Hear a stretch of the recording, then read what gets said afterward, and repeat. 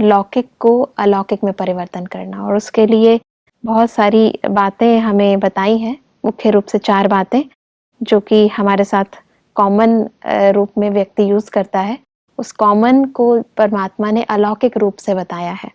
मैं थोड़ा सा पढ़ देती हूँ कि सारे दिन में जो आप काम करते हो उसमें 4 बातें हैं जो कि आपके साथ रहती हैं।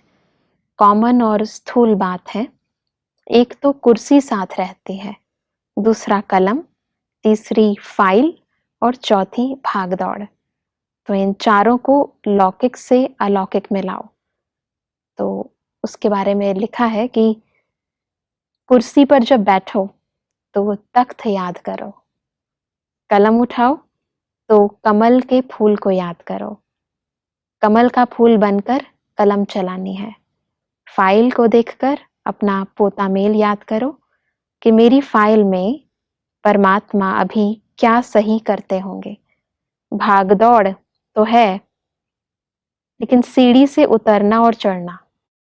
तो भाई साहब, ये जो है एक नया रूप है हमारे कार्य के अंदर। अलौकिक भाषा है जी। और अलौकिकता में परमात्मा हम सबको बहुत ऊंची बात सिखाना चाहता है। जी जी जी।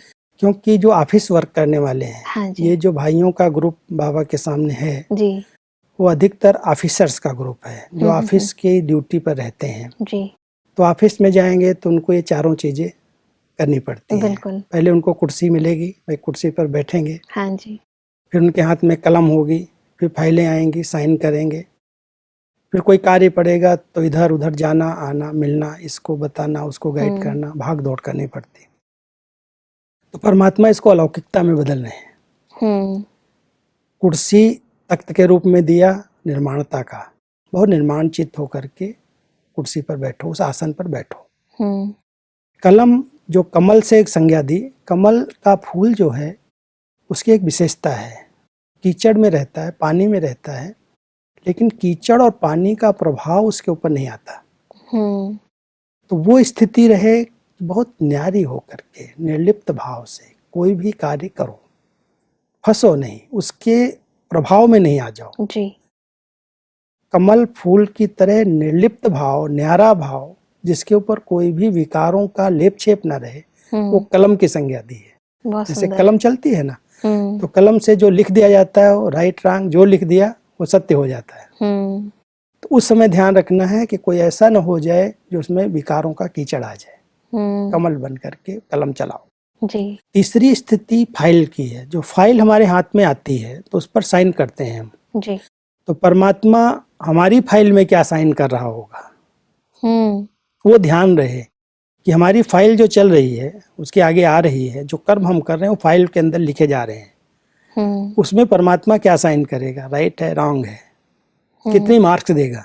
यानी जो हम कर्म कर रहे हैं, कर रहे हैं उसको फाइल के रूप में दिया है यहाँ पर कि परमात्मा हमारी फाइल में साइन कर रहे हैं। और हमारा भी ध्यान रखना चाहिए कि हम कितना कमाई कर रहे हैं और कितना खर्च कर रहे हैं। इन दोनों को फाइल में नोट किया जाता है। बिल्कुल। अगर कमाई कम है, खर्चे ज्यादा हैं, तो कभी भी परिवार ठीक नहीं चल सकता। खर्चे बहुत कर रहा है, कमाई है ही नहीं, तो क्या करेगा, लोन लेगा, उधार लेगा, फिर उधार लेगा तो कहते कर्ज सबसे बड़ा मर्ज। तो परमात्मा भी कहता है कि ऐसे कोई कर्म खर्चे नहीं करो। हाँ, ये अंदर की बात है। खर्चे हमारे हो रहे हैं संकल्पों में, बोल में, कर्मों में, बहुत सारी बातें आती हैं जो हमारी शक्तियां, एनर्जी आंतरिक नष्ट होती, खर्च होती है जी। उस खर्चे को बचा करके आत्म स्थिति को ऊंचा उठाने के लिए ज्ञान योग की शक्ति से खजाने को जमा करना है। ये पोता मेल चाहिए जी। वो फाइल में नोट करो, कितना खर्चा किया, कितना जमा किया। और फिर भाग दौड़ है जो बुद्धि को बार बार यहाँ बैठे परमधाम में ले जाओ, सूक्ष्म वतन में ले जाओ, फिर साकार वतन में आ जाओ। ये वास्तव में आंतरिक भाग दौड़ है बुद्धि की। लौकिकता को ही अलौकिकता में परिवर्तन करें। योगी जीवन है, योग लगाने वाले नहीं। 1 घंटा योग कर लिया फिर बाद में वही। तो परमात्मा चाहते हैं इनका जीवन कर्म करते भी योगी दिखाई दे। इसीलिए महावाक्यों में अंत में लिखा है कि सदा ध्यान रखें कि जैसा कर्म आप करेंगे आपको देखकर सभी फॉलो करेंगे। मनसा से शक्तियों का दान जी, वाचा से ज्ञान का दान और कर्मणा से गुणों का दान। कर्म ऐसे हम करें जो लोग सीखें।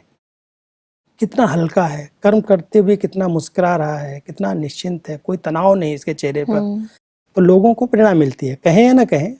बहुत बहुत धन्यवाद भाई साहब, हमने बहुत कुछ आज जाना समझा। आपका बहुत बहुत थैंक्स।